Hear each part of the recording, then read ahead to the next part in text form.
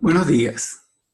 El día de hoy nos corresponde la clase número 15 de la asignatura Radiación y Ondas Guiadas. Y todavía estamos con el tema de línea de transmisión, solo que el día de hoy nos vamos a dedicar a lo que denominamos la solución computacional. Así que, sin más preámbulo, vamos a... justamente se basa en que hoy día tenemos computadoras de alta velocidad que nos permiten trabajar, hacer muchos cálculos que en la época, como decíamos, de Smith, no podíamos realizar. ¿Okay? Entonces, decimos, sobre todo una de las cosas que tenemos hoy día, digamos, como ventaja, es justamente el hecho de que podemos representar gráficamente los resultados obtenidos y en muchos formatos, pero en particular en la carta de Smith, porque para el ser humano la información visual que tenemos en la carta de Smith es mucho mayor que la que nos puede dar simplemente un número aislado obtenido por una computadora. Como dice acá, existen muchos programas que se pueden utilizar para resolver problemas de líneas de transmisión. Algunos de estos programas están en lenguajes de alto nivel, como por ejemplo puede ser el Fortran, el C++ o el Pascal o el Java. Pero un detalle es que realizar pues una programación con esto requiere un esfuerzo adicional que va más allá de lo que es el problema estrictamente de línea de transmisión. Hay un problema más bien de tipo computacional. ¿Okay? Así que el usuario tiene que comenzar por diseñar una interfaz para el usuario, para el ingreso y presentación de los datos, y eso puede consumir mucho más tiempo que el que requería el problema práctico de línea de transmisión que queremos estudiar. Sin embargo, claro, si uno piensa construir un paquete comercial que después pudiera vender, ¿ok? Uno pudiera realmente hacer ese trabajo, ¿ok? Desde el principio, empezar, digamos, de lo más elemental y considerar todas las cosas que hemos mencionado sobre cómo introducir los datos y cómo poderlos leer. Entonces, claro, si es un programa que se va a estar utilizando muchas veces, sí vale la pena hacer el esfuerzo de programación. Pero si es una cuestión que vamos a estar utilizando de forma esporádica, probablemente no se justifique ello. ¿Okay? Como dice, por otra parte existen paquetes de uso general que permiten ingreso de ecuaciones en línea de transmisión sin necesidad de programar. O sea, entonces, ¿por qué ponerme a programar esto? Pudiese utilizar un programa de alto nivel. Bueno, caso más simple de esos sistemas pudiera ser una hoja de Excel o el equivalente en OpenOffice, ¿okay? Que se llama Calc. Que es lo que hacemos, colocamos los datos en casillas y se escriben la fórmula en otras casillas, y si yo necesito repetir eso para utilizar una red más compleja, es simplemente cuestión de copiar resultados de una casilla a la otra y enlazarlas y tal, y bueno, finalmente obtenemos un resultado. La única cosa con estos programas que son tan flexibles es que los resultados tienen a estar pobremente documentados. Quiero decir con esto que el día que nos sentamos a hacer la hoja de Excel, teníamos claras las ideas, pero al cabo de varias semanas ya es difícil entender qué fue lo que hicimos con ese programa, ¿okay? De dónde, cuál era la lógica que estaba detrás del programa. Entonces, esa es una de las cosas que nos ocurren con este tipo de programas. Otra de las cosas está en obtener los resultados, que a pesar de, por ejemplo, de que el Excel tiene facilidades para representación gráfica, tanto en coordenadas polares como rectangulares, pues carece de la facilidad de representación en la carta Smith. ¿Okay? Por ejemplo, a diferencia de lo que puede haber algún paquete de tipo comercial como el RFC 99, que lo vamos a estar utilizando nosotros en clases posteriores. La otra cosa, otra alternativa, y que es un poco para lo que quiero enfocar en la clase de hoy, son los paquetes de cálculo de alto nivel, que pueden trabajar directamente con las ecuaciones. ¿Okay? Entonces, el usuario ingresa las ecuaciones y los datos con una interfaz amigable, y además también estos paquetes pues tienen la posibilidad de graficar de múltiples maneras, incluyendo la posibilidad de graficar en la carta de Smith. ¿Okay? Además, Una de las cosas que tienen estos paquetes de alto nivel es que permiten la realización de tareas complejas a través de que ya tienen ciertas funciones preprogramadas. Y eso libera al usuario de la necesidad de desarrollar esas porciones de software. Como vamos a ver más adelante, eh, eh, uno de los paquetes que estamos utilizando acá, pues yo puedo invocar una integral solamente con el nombre, es decir, integral de tal cosa a tal otra.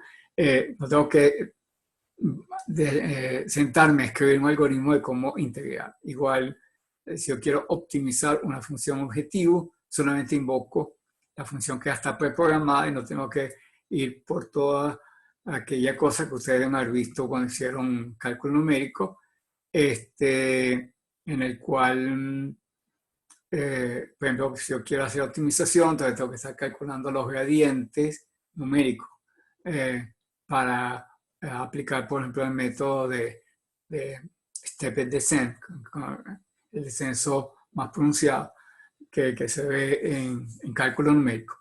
Entonces, no tengo que hacer eso. Ya el sistema dispone pues, de ese tipo de funciones están preprogramadas dentro del sistema. Muy bien. Por ejemplo, ¿dónde podemos utilizar esos paquetes, digamos? ¿Cuál es la ventaja de utilizarlo con respecto a alguna de las cosas que se van aquí? Bueno, el caso, por ejemplo, ocurre en caso de sistemas de acoplamiento multi-stub. En un sistema multi-stub, pues, realmente puede ser muy laborioso, obviamente, si lo tratamos de hacer directamente con carta de Smith. Okay.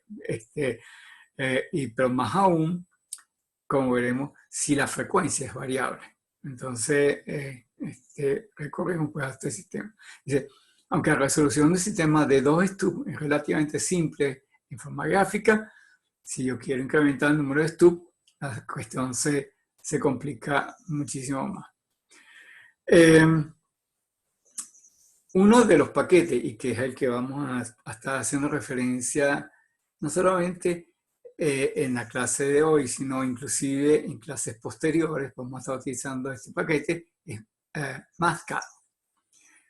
Ustedes en la Católica también tienen otro paquete que se llama MATLAB, que la universidad tiene la licencia para trabajar con MATLAB, tiene una licencia educativa, ¿okay? Y ella ya tiene una serie de paquetes adentro, que son los Simulink, que permite pues, simplificar muchísimas cosas. MathCAD también es un paquete comercial,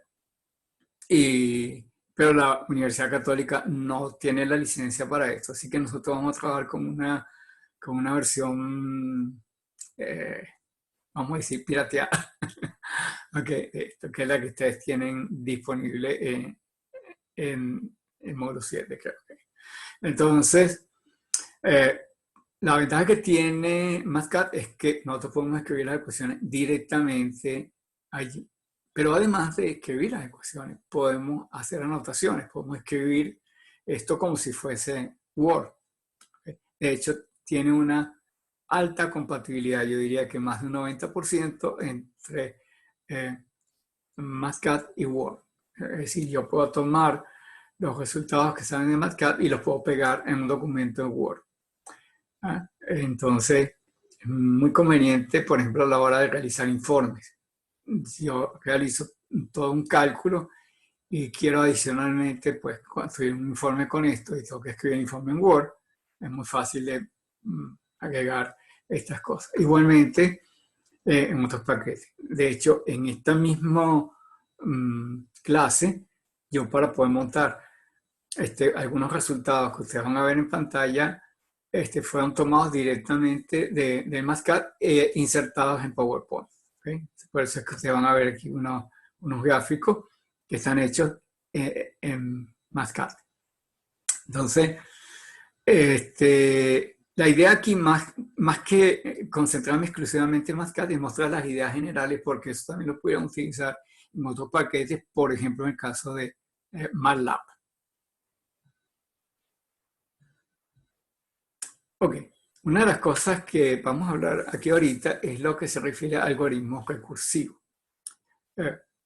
Uno, por ejemplo, un paquete de esto pudiera, como dice ahí, simplemente ingresar las ecuaciones en forma bruta. Pero hay que estar conscientes de que el tiempo de cálculo y la precisión pueden verse afectados si nosotros no escogemos la estrategia conveniente, ¿no? En estos casos. Las computadoras no son muy buenas en trabajar con más infinito y menos infinito, ¿ok? Y esa es justamente una de las cosas que nos ocurre. La impedancia, por ejemplo, es una de esas cantidades que puede variar en una amplia gama. Puede variar de más infinito hasta menos infinito, pasando por cero. El tema es que las computadoras no se llevan bien, ¿okay? Como tienen que trabajar con cantidades que alcancen esos valores extremos, trabajar con infinitos y con cero y toda una serie de cosas. Entonces, esto quizás entonces no es conveniente trabajar con impedancia directamente. ¿Por qué? Porque el problema entonces es que cuando estamos trabajando con esos valores extremos, es probable que el sistema tenga, digamos, lo que llamamos valores extraños, o que simplemente el sistema se cuelga, como consecuencia, por ejemplo, de una división por cero. Es interesante este tipo de cosas, porque, y aquí hago un paréntesis, digamos, de lo que es la asignatura de radiación y energía para hablar de otras cosas.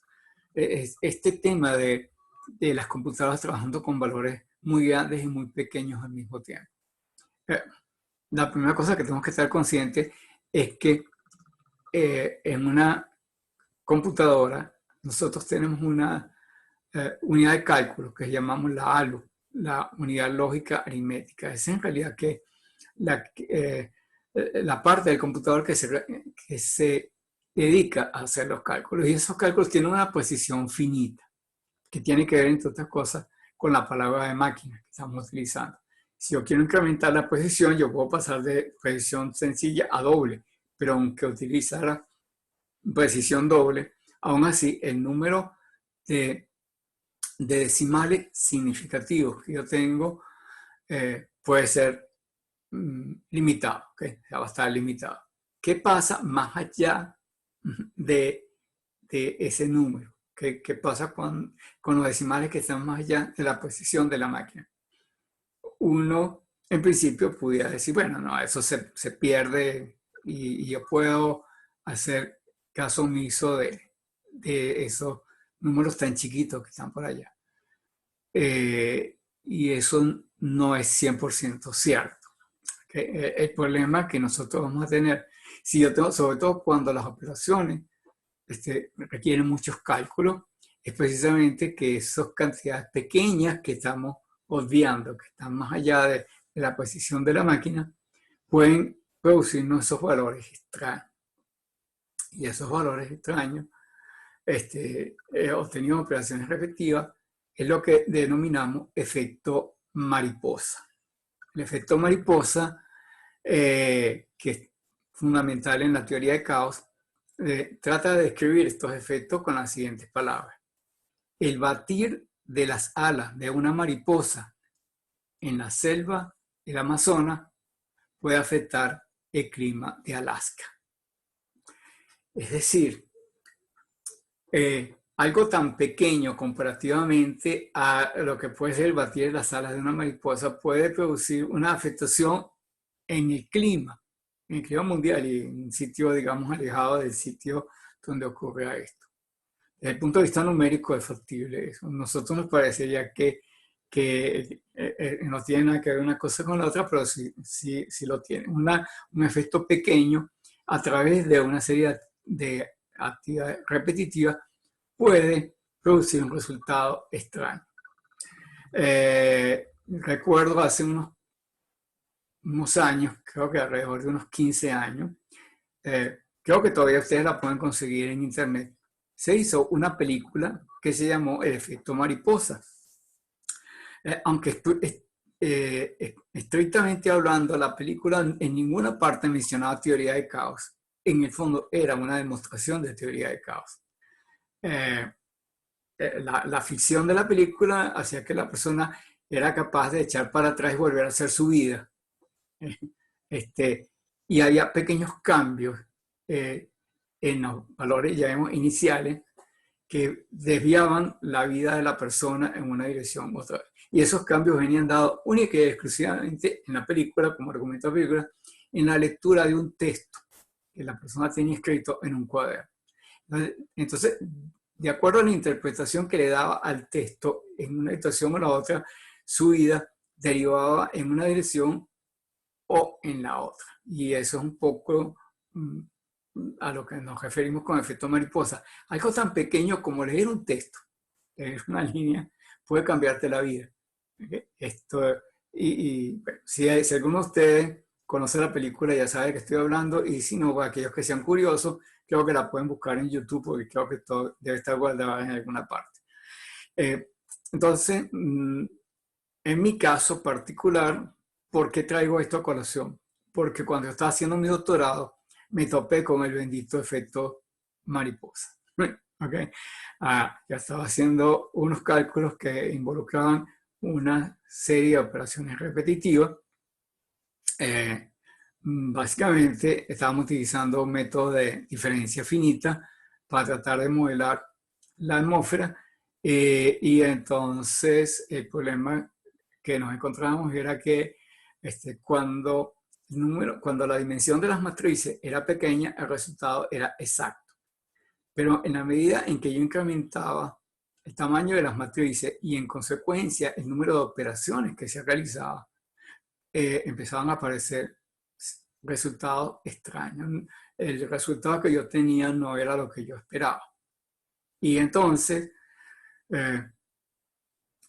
yo pensé que tenía algo que ver inclusive con el mismo algoritmo que yo estaba utilizando. Bueno, en el fondo terminó siendo eso por la razón que estamos mostrando en la clase de hoy, la utilización de la estrategia adecuada. Pero el origen de todo tenía que ver precisamente con efecto mariposa, lo que en estos casos normalmente llamamos ruido numérico. Y ese ruido numérico no es aleatorio, esa es una de las cosas interesantes que tiene el caos. El caos nos plantea orden dentro del desorden. Uno pensaría que si algo es caótico, debería ser totalmente aleatorio. No es exactamente así. El ruido numérico tiene una estructura, y tiene una estructura que además es muy interesante porque tiene unas formas que se repiten con una cierta escala. ¿Okay? Y lo decimos, digamos, con estas palabras. Esa propiedad se denomina autosimilitud. La autosimilitud significa de que aquella escala en la cual las cosas se parecen a sí mismas. Por eso se llama autosimilitud. Cuando una imagen en otra escala se vuelve a repetir. Y esa es la base de lo que se denomina geometría fractal. Algunos de ustedes quizás hayan oído hablar de fractales. Bueno, entonces los fractales justamente hacen uso de esa estructura que tiene el ruido numérico. Entonces, bueno, vamos a dejarlo hasta aquí. Simplemente les quería decir justamente esto de que yo he experimentado precisamente todo ese tema de ruido numérico y cómo es que se genera esto. Y, por ejemplo, un detalle que yo vi, en mi caso particular, era que el mismo problema corriendo en dos máquinas distintas, el mismo problema, el mismo algoritmo, lo corría en una máquina, lo corría en otra, el resultado era distinto. Y es decir, que el resultado era dependiente de la máquina. Y eso también tenía además las mismas propiedades de autosimilitud y todas las cosas que yo mencioné anteriormente, pero eran distintos de una máquina a la otra, lo cual indicaba que eso era dependiente del hardware de la máquina, ¿okay? De la ALU, la forma como efectúa la truncación de los últimos decimales, era distinto de una máquina a la otra, y por eso era que los resultados eran distintos. Bueno, volvamos al caso nuestro. Entonces, cuando yo tengo que hacer una gran cantidad de operaciones y los números son bastante extremos, pueden ocurrir problemas como los que yo estoy narrando en este caso. Ok, entonces, para evitar esos problemas, vamos a tratar entonces de plantearnos una situación distinta. Fíjense, si yo veo el coeficiente de reflexión, ¿okay? El coeficiente de reflexión está acotado entre 0 y 1, no hay valores extremos. Allí, bueno, quizás del lado del 0, pero no hay valores extremos hacia el otro lado. Por tanto, esto minimiza la posibilidad de errores, como los que acabo de mencionar, o inestabilidades de cálculo. Como les decía, imaginemos una situación donde yo tengo un gran número de secciones y yo quiero programar esto. Bueno, entonces es conveniente tener un algoritmo recursivo, un algoritmo que se llama a sí mismo, ¿okay? Para simplificar las operaciones y se disminuya el tiempo de cómputo. ¿Okay? Voy a describir ahorita simplemente un algoritmo. No es una receta de cocina, ojo. Simplemente un ejemplo de cómo se pueden hacer las cosas. Entonces el algoritmo que vamos a escribir a continuación, pues lo utilizamos en un problema de optimización. Adelante en esta misma clase volveremos sobre el tema de la optimización. ¿Okay? Lo interesante es que este algoritmo permitió lograr una solución convergente en un quinto del tiempo que requeriría la utilización de impedancia. O sea, si yo trabajo con coeficiente de reflexión en lugar de impedancia, este algoritmo me permitía una reducción en el tiempo. Dice aquí una reducción a un quinto del tiempo que si fuésemos a utilizar impedancia. Pero además garantizaba una solución estable. Dice aquí cosa que no ocurría en otro caso, porque sucedía que para ciertos valores, justamente cuando ocurría un cortocircuito, un circuito abierto, los valores se iban para el universo. y obviamente no tenía ningún sentido. Ok, entonces el punto de partida de este algoritmo recursivo es resolver la interconexión de dos líneas, ¿okay? Ya puede ser en serie o en paralelo. En este caso lo vamos a hacer en paralelo. ¿Por qué razón? Porque sabemos que muchos de los problemas que nosotros venimos manejando con stubs requiere la interconexión de líneas. Por ejemplo, yo tengo una línea de transmisión y le coloco un stub, ya sea en serie o en paralelo. Entonces hay una interconexión allí. Queremos saber cuánto vale el coeficiente de reflexión de la combinación. Como dice acá, el algoritmo fue desarrollado para el caso paralelo, pero se puede aplicar casi sin ningún cambio si utilizamos una conexión serie. Ok, entonces para ello vamos a considerar un sistema que está constituido por la interconexión de tres líneas. Tengo una línea aquí, tengo otra línea y ellas a su vez están conectadas a una tercera. La idea es determinar cuánto vale el coeficiente de reflexión visto desde la tercera línea, ¿okay? Hacia la unión de las dos primeras. Entonces, en el dibujo que vamos a ver aquí, vemos que ese coeficiente de reflexión lo llamamos aquí gamma sub t, y gamma sub 1 y gamma sub 2 son los coeficientes de reflexión vistos a la entrada de las otras dos líneas, que están a su vez conectadas, como les digo, en paralelo. Así que vamos a verlo en el dibujito. Okay, este es el dibujo al que se refiere lo que yo mencionaba anteriormente. Fíjense, aquí yo tengo una línea de transmisión que está terminada en alguna carga por aquí y que me produce un coeficiente de reflexión visto aquí a la entrada que llamamos a denominar gamma sub 1.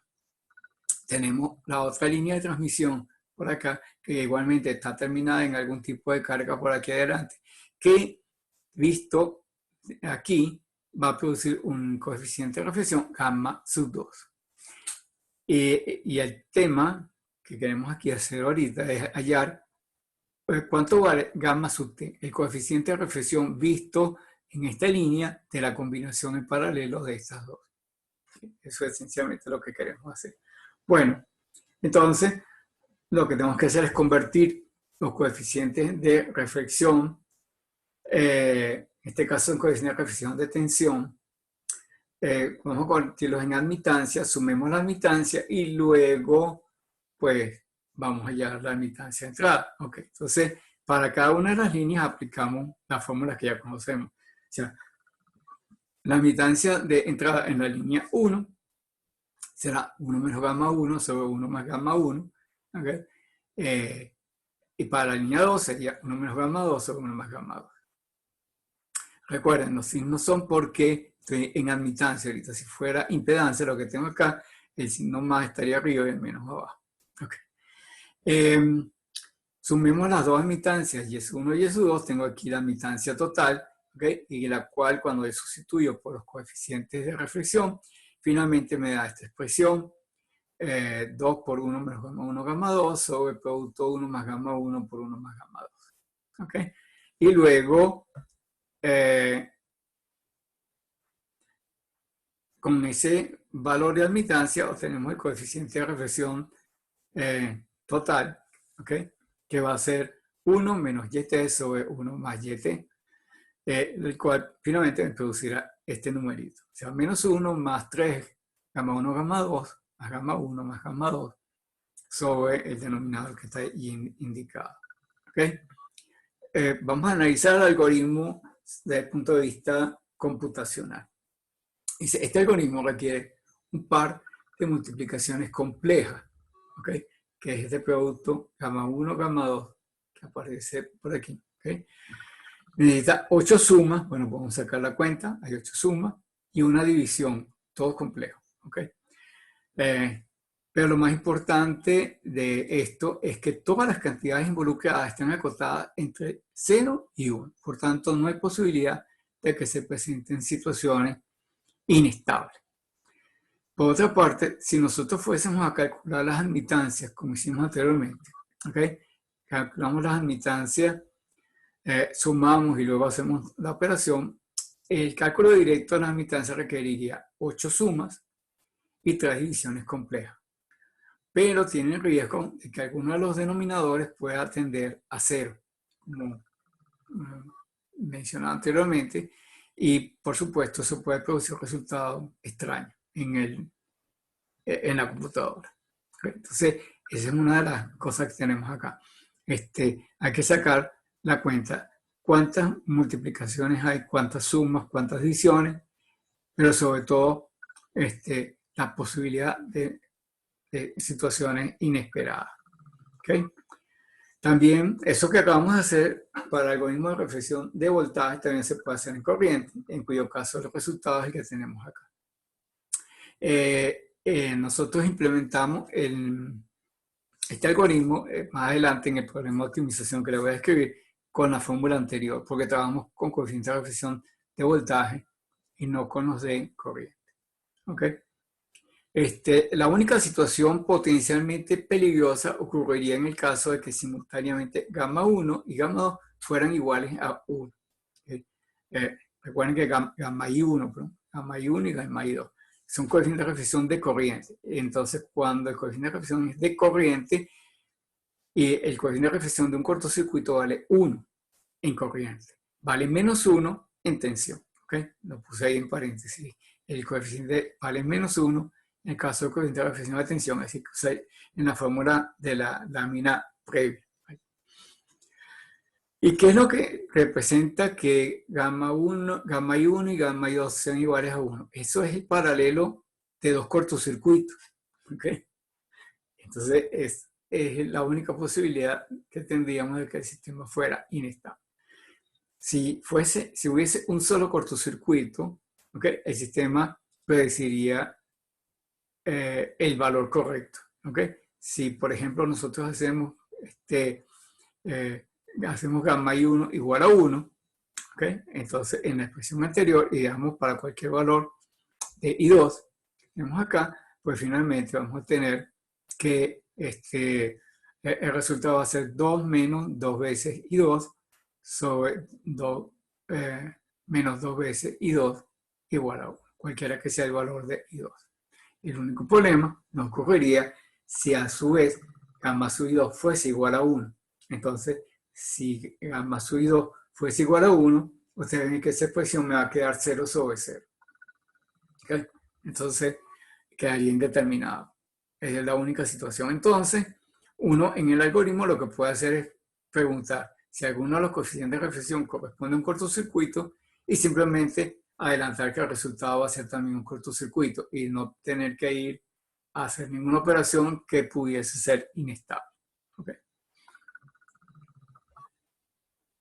El algoritmo escrito en Pascal sería entonces este que está aquí. El coeficiente de reflexión gamma de t, dependiendo de gamma 1 y gamma 2, se define como, en Pascal nosotros usamos el signo de asignación y no el signo igual para tener esto. Entonces obviamente tiene dos definiciones, ¿okay? Dependiendo de una condición. En este caso va a ser igual a 1 si, por ejemplo, gamma 1 es igual a menos 1.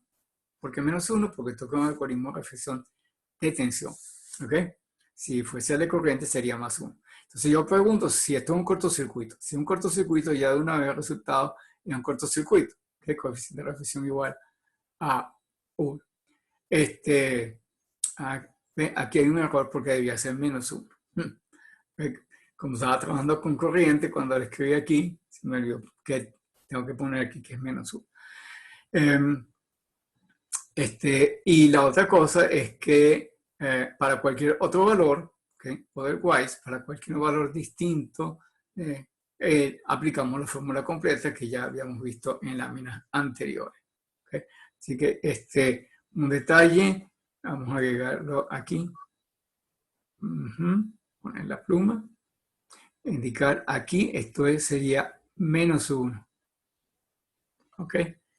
Para acordarnos. Sé que tengo que hacer la corrección en las láminas que le pongo a ustedes en módulo 7. Bien, entonces volvamos aquí a tener el láser. Bien, entonces nosotros ese algoritmo lo vamos a estar utilizando, como digo, ya tengo el algoritmo recursivo, ahora lo voy a utilizar dentro de un programa más grande. Vamos a suponer que quiero estudiar el comportamiento de una estructura constituida por un gran número de secciones de línea de transmisión que a su vez tienen stub en paralelo. Ya después les puedo mostrar un circuito práctico de esto, en el caso de un filtro. ¿Okay? Entonces, lo que vamos a hacer es que vamos a colocar las longitudes de onda de las líneas y de los stubs en un arreglo, en este caso un arreglo de 2 columnas. ¿Okay? Y los cálculos se realizan iterativamente. Por ejemplo, en este caso que vamos a ver a continuación, vamos a calcular la respuesta de frecuencia de una lineal de transmisión terminada en una carga cuyo coeficiente de reflexión vale 0,7 por elevado a J 1,3 radianes, ¿okay? Seguida de 6 stub como se muestra en la figura. ¿Okay? Esta es la estructura que estamos considerando. Entonces aquí yo tengo esta impedancia de carga, como les dije, que con coeficiente de reflexión grande de 0,7 con el ángulo que mencionamos allí, y tengo líneas acá, algunas de ellas tienen valores muy parecidos porque muchas veces en estas sistemas multi-stub, por ejemplo, sobre todo en guías de onda, los componentes tienden a espaciarse uniformemente. Y estas que están aquí son las longitudes de los stubs para el caso que estoy estudiando. Y lo que vamos a tener acá es que yo quiero saber cuánto va el coeficiente de reflexión aquí a la entrada en función de frecuencia. ¿Sí? Ya no es para calcularlo para una sola frecuencia. Como hay una anotación más adelante en la lámina, dice estos valores de longitudes que están aquí indicados son longitudes de onda a la frecuencia central del sistema. ¿Okay? Obviamente cuando yo cambie la frecuencia, ya las longitudes no van a ser estas. ¿Okay? Las longitudes van a cambiar con frecuencia. En el entorno de la frecuencia de diseño, vamos a asumir que el modo TM, entonces las longitudes eléctricas van a cambiar en forma lineal con la frecuencia. Entonces lo que tenemos que hacer es escalar estos números en función de frecuencia, como lo vamos a ver más adelante. Entonces, lo que hicimos fue que se colocaron las longitudes de las líneas de transmisión aquí y las longitudes de los stubs en este arreglo, y luego se hicieron las operaciones con el algoritmo anterior. ¿Ok? Entonces, denominamos A el valor del coeficiente de reflexión a la salida de una sesión y B a la entrada, ¿verdad? está relacionado por la fórmula típica del coeficiente de reflexión a la entrada igual al coeficiente de reflexión a la salida por E a la menos 2J beta L, y ya hemos sustituido la beta por 2pi sobre lambda, y como L está en lambda, entonces por eso directamente tenemos aquí que la expresión será B igual a por E a la menos 4pi J, el 4 es por 2 beta, ¿verdad? L1 donde L está en longitud de onda. En el caso del stub, el valor del coeficiente en el stub vale menos 1, ¿ok? Así que su coeficiente de reflexión a la entrada, que lo vamos a denominar C en el algoritmo, va a ser menos 1 por E a la menos 4 pi J LS, donde LS es el largo del stub. Y entonces, bueno, el algoritmo finalmente queda de esta forma, ¿ok? Donde tenemos aquí que el coeficiente de reflexión dado en esta Y y esta R, pues en la Y tenemos ubicado las longitudes, ¿ok? Entonces, vamos a tener, y R es el número de secciones que tenemos en la línea de transmisión. O sea que entonces, con un determinado valor de R, ¿okay? Vamos a iterar el algoritmo desde 0 hasta R. Aquí se puso partiendo de R hacia 0 porque nos movemos de la carga hacia el generador. Comenzamos con el valor de la carga. Este es el valor de entrada, que sería el valor de la carga. Lo cargamos en la cantidad A y eso se utiliza para obtener, digamos, el coeficiente de reflexión a la entrada de la línea. Este es el que está a la salida, a la entrada de la línea. Esta es la del stub. Aquí aplicamos el algoritmo que dijimos anteriormente, ¿okay? Y esto lo iteramos R veces, depende del número de sesiones que tenemos acá. Entonces, finalmente obtenemos aquí el resultado. Vamos a tomar, ya que A es un número complejo, finalmente a la salida de esto me interesa que sea un número real. Entonces tomo el módulo de A y eso es lo que estoy entregando a la salida de esto. ¿Okay? Es simplemente acostumbrarse a la notación de Mascad, ¿okay? Para esto. Okay. Y aquí tienen, por ejemplo, toda la respuesta de ese sistema multi-stub que les dije que tenía en este caso 6 stub. ¿Okay? Y variando la frecuencia central, la frecuencia de diseño hasta aquí. Y lo que hicimos fue que variamos esto desde 0,8 hasta 1,2 de la frecuencia central. Y obtenemos un determinado valor aquí, ¿verdad? Aquí tenemos graficado, utilizando el propio Mascad, en coordenadas rectangulares, tenemos graficado el coeficiente de reflexión. Fíjense que en este caso, perdón, aquí R dice 5, pero es porque se va contando desde 0 en adelante. O sea, de 0 a 5 son 6 secciones. ¿Okay? Entonces,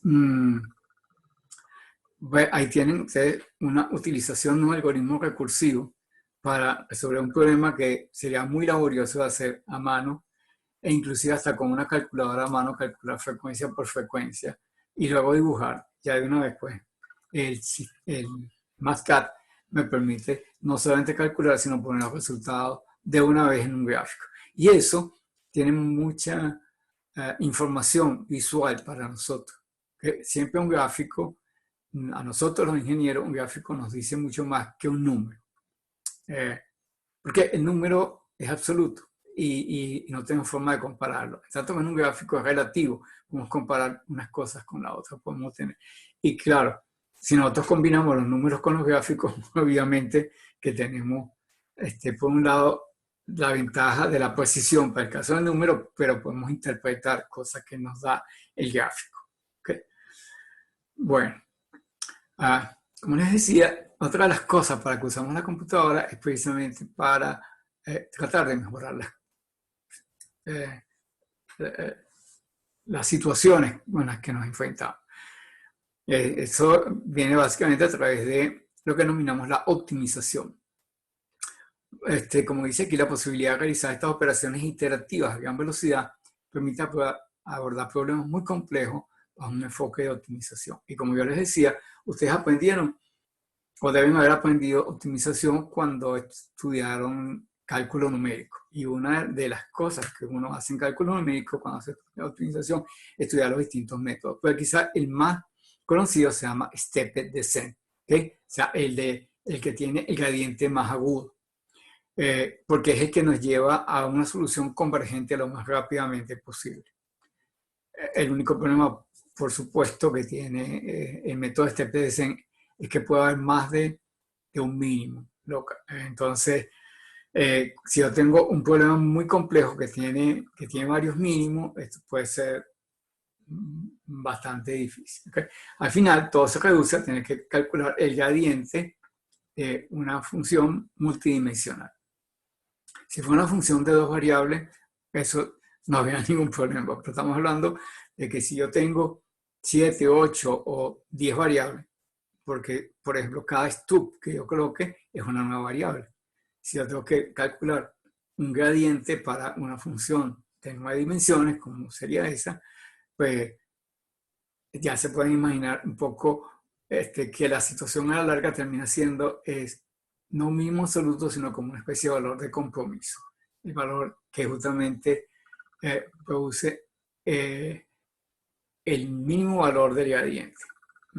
Es decir, que a la larga lo que yo busco con un problema de optimización es buscar un mínimo de una función o un máximo de ella. ¿Okay? Entonces,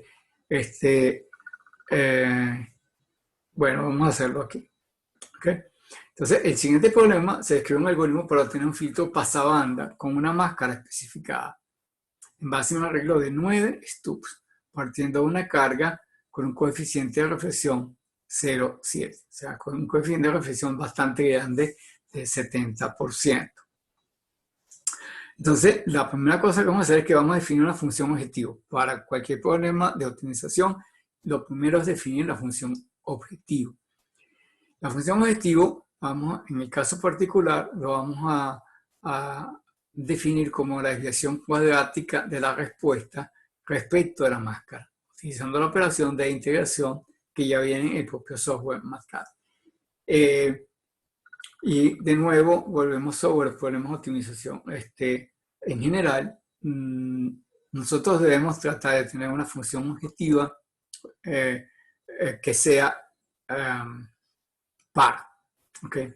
Que sea, por ejemplo, cuadrática, porque de esa manera nosotros podemos lograr un mínimo local perfectamente definido. El problema es si la función fuera impar, es probable que en realidad no tengamos un mínimo. ¿Okay? Imaginemos una situación de una curva que venga así, se vuelve a hacer y luego sigue para abajo. Entonces resulta que en este valor, si yo puedo tener derivada igual 0, ¿okay? En esa parte, pero no tengo un mínimo absoluto. Sería un mínimo local, un mínimo relativo en ese punto porque hacia arriba se va para el infinito y del otro lado se va a menos infinito. Y hay una pequeña zona en la cual digamos eso. Y otro problema que quizás ustedes han visto cuando hicieron matemática, las funciones, por ejemplo, una función muy particular que se llama silla de montar. Entonces resulta que la silla de montar es de un lado, en una de las variables, presenta un mínimo, pero en la otra variable es un máximo. Pues parece como la silla de montar un caballo. ¿Okay? Entonces es difícil de calcular el gradiente en estas cosas, en una situación donde el orden de la función que estoy utilizando es impar. Entonces, en general preferimos un orden par, en este caso, lo más obvio, es una desviación cuadrática. ¿Okay? Entonces, por eso es que hemos escogido como función objetivo una desviación cuadrática, porque si nos produce un mínimo muy fácil el mínimo es absoluto. ¿Okay? Entonces, y vamos a utilizar una función que ya está preprogramada dentro de MATLAB, que es la función minimize. Entonces yo le tengo que dar la función objetivo, ¿okay? Que ya hemos mencionado cuál es. ¿Okay? y utilizamos la función minimice, esa función objetivo del propio software. ¿Ok? Entonces, después vamos a ver los resultados. Las figuras muestran la respuesta del filtro antes de la optimización. Yo parto con una primera aproximación de los valores del stub. La construcción de la función objetivo, la minimización, la respuesta resultante después de la optimización. Bueno, veamos eso. ¿Ok? El valor de la carga se escogió bastante alto. Se escogió un 70% para mostrar el compromiso que logra el algoritmo al bajar el coeficiente de reflexión a menos de 0.26 en el ancho de banda de interés. ¿Okay? Si la carga fuera un poco más baja, por ejemplo, con una carga de 0.5, el mismo algoritmo logra bajar el coeficiente de reflexión a menos del 8%. ¿Okay? O sea, lo baja del 50% al 8%. ¿Okay? O sea que el hecho de yo irme un poco más hacia afuera, 0.7, obviamente el desacomodo era aún más grande y el compromiso que se puede lograr no fue tan bueno. Ok, entonces esto que está aquí, esta gráfica, pues nos muestra la respuesta del sistema antes de la optimización. ¿Okay? Entonces, en este caso, fíjense que inclusive pues aquí el coeficiente de reflexión era casi que a la unidad. Con los valores de arrancada acá. Había un punto mínimo que estaba como en 0.20 y tanto, ¿okay? Casualmente, pero en el ancho de banda de interés, pues realmente los valores de coeficiente de reflexión son muchísimo más altos que esto. La máscara que estoy buscando justamente se definió como que fuese 0, en este caso, buscando el mínimo valor de coeficiente de reflexión. Pero en la vida real uno puede tener una máscara distinta para esto, ¿okay? Con valores de coeficiente con valor diferente. Sigamos. Ok, entonces, ¿qué fue lo que hicimos acá? Hicimos dos cosas. Uno fue crear la función objetivo. La función objetivo, entonces, lo que hace aquí es que toma el valor del coeficiente de reflexión. Estamos hablando de un sistema de 9 stub, por eso es que el 8 que está acá. Tomamos el valor del coeficiente de reflexión y como lo estoy restando de 0, pues sigue siendo su mismo valor, pero le elevamos el cuadrado para que sea una respuesta cuadrática. Y integramos este valor de coeficiente de reflexión en el ancho de banda de interés, o sea, desde 0,9 hasta 1,10 de la frecuencia central. ¿Okay? Obviamente en diferencial de F. El detalle interesante es este. Ya esto está programado dentro del Mascal. Yo no tengo que hacer nada. Simplemente llamo a la integral y Mascal la resuelve numéricamente.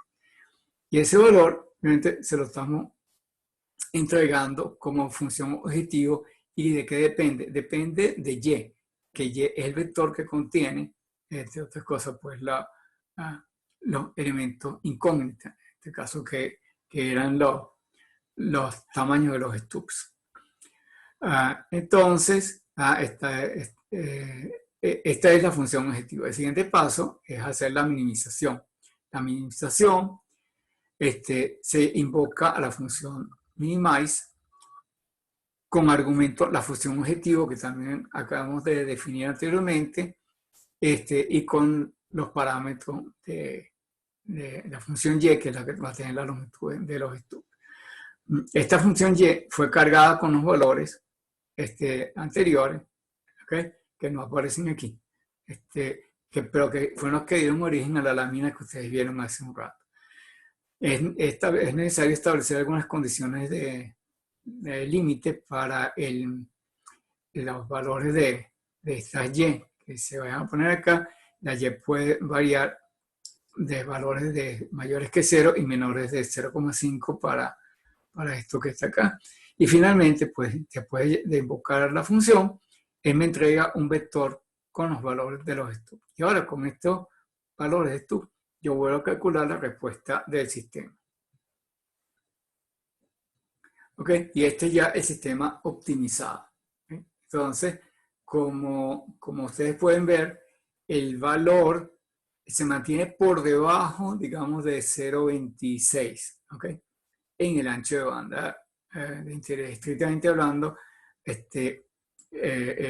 no es así porque el ángulo, el, el, el valor de interés que nosotros tenemos acá iba de 0,9 hasta 1,1, que este es el ancho de banda, pero en un ancho de banda más estrecho, digamos, desde aquí hasta aquí, sí tenemos que la respuesta es bastante plana, que se mantiene por debajo de ese valor, llamemos 0,26. Simplemente entonces para mostrar cómo utilizando un enfoque de optimización podemos resolver este problema. Creo que esta es la única. Ajá, muy bien. Eso que acabamos de hacer, ustedes se preguntarán, bueno, ¿y un circuito real, circuito práctico, dónde ocurre? Bueno, eso que tenemos allí es un circuito, eso es un filtro, ¿ok? Que tiene múltiples elementos reactivos dentro de y justamente va a ser el circuito. Lo que vamos a hacer ahora es que vamos a buscarnos la lupa, si la consigo. Okay. Ajá. Vamos a buscar la lupa. Okay. Ahí tenemos un acercamiento del dispositivo. El filtro es justamente esta pieza que está aquí al lado derecho. Okay. Este elemento que está acá es un circulador, que es un dispositivo que vamos a ver luego más adelante cuando veamos parámetros de dispersión, pero por lo menos, de todas maneras, yo le voy a volver a mostrar una foto de esto cuando lleguemos a estudiar este circuito. Estas son guías de onda, ¿okay? Que están acá. Y en las guías de onda, los elementos reactivos, en lugar de ser stub como los que vimos anteriormente, en algunas ocasiones son como esto que está aquí, son tornillos. Estos tornillos que están aquí, ¿verdad? Estos tornillos hacen la función de los stubs. Así que entonces, variando la profundidad de estos tornillos, sería equivalente a cambiar el largo del stub. Y una vez que estos están fijos, bueno, aquí tienen esta marca roja que ustedes ven acá, es pintura, es para que no se mueva el ajuste del tornillo después que ha sido logueado. Hoy día, pues, nosotros podemos hacer este tipo de cosas con las computadoras que tenemos y con el enfoque de optimización que yo estoy mostrando. Sin embargo, quiero hacer una anotación sobre esto. El circuito que estamos viendo acá es un circuito de los años 60. ¿Okay? En aquella época no teníamos las computadoras ni los robots adecuados para poder hacer esos ajustes. Así que esos ajustes se hacían a mano. Había un primer cálculo que se hacía, pero había que afinarlo. Y entonces, ajustar esos tornillos que están acá era una labor de operarios humanos. Hoy día eso se hace con robots, pero en aquella época lo hacían humanos. Cuando yo estuve en la fábrica, en Yokohama, eso fue en el año 73, estuve en la fábrica de estos dispositivos allá en Japón. Nosotros vimos cómo se hacían estas cosas. Y el detalle interesante era que yo le pregunté a la persona que nos estaba haciendo de guía en la fábrica de por qué todos los operarios que teníamos ahí todos eran mujeres y no había hombres. Y entonces nos dijo, bueno, que era que hacer esos ajustes era una labor que las mujeres realizaban mucho mejor porque tenían una sensibilidad muy particular que estaba a su vez vinculada con un arte floral japonés. Y yo no entendía por qué tiene que ver un arte floral con eso. Entonces, él me estaba escribiendo, este arte floral se llama Ikebana, tiene que ver un poco con la armonía, jugando con los tamaños y los colores de la flor y tal, lograr obtener un determinado efecto. Y eso es más o menos lo que sucede en este caso. Yo tengo que jugar con los ajustes de los tornillos en procura de lograr un efecto. Ese en este caso es lograr que la respuesta de frecuencia deseada para ese filtro. Ese filtro tiene una frecuencia central de 6.950 MHz, ¿okay? O sea, está en la banda C, y se utiliza dentro de una estructura más grande, que es toda esta cosa que ustedes ven como una T, que está ahí, que es lo que denominamos un filtro de derivación. Y el funcionamiento de eso vamos a volver sobre ello cuando veamos parámetros de dispersión para entender el funcionamiento tanto del filtro mismo como de los otros elementos que aparecen en la fotografía. Pero simplemente les quería mostrar un caso real de una red en la cual justamente tengo muchos elementos reactivos. Serían estos tornillos que hacen la función como si fueran stubs. Entonces tengo aquí un sistema. En total el sistema tiene 11 tornillos. Debe tener 9 de este lado. 1, 2, 3, 4, 5, 6, 7, 8, 9. Y hay 2 del otro lado. Que estén del otro lado de la imagen. Había un tornillo por aquí y otro por acá. Total son 11 variables independientes que hay que ajustar. Y como decía este señor, hacía falta tener la paciencia de un japonés o de una japonesa para poder lograr el ajuste deseado con esto. Entonces sí, dejo de compartir, y como para cerrar, pues, ¿qué es lo que hicimos el día de hoy? Estudiamos herramientas computacionales. ¿Cómo es que nosotros, utilizando nuestra computadora de hoy día, podemos resolver líneas de transmisión? Vimos algunas cosas, vimos los algoritmos recursivos, porque, como les comentaba, cuando se trabaja con computadoras hay que tener cuidado, ¿okay? Porque las computadoras son, y vamos a decirlo así, son brutas. Ellas hacen lo que uno les diga. Y si uno le dice que se tire por un barranco, la computadora se tira por el barranco. ¿Okay? Entonces, es con una sola excepción, que se llama Sofía. ¿Okay? Si alguno de ustedes tiene curiosidad, pregunten quién es esa computadora llamada Sofía. ¿Okay? El máximo exponente de inteligencia artificial que tenemos en este momento en el mundo. Muy bien, nos vemos en la próxima clase. Hasta luego.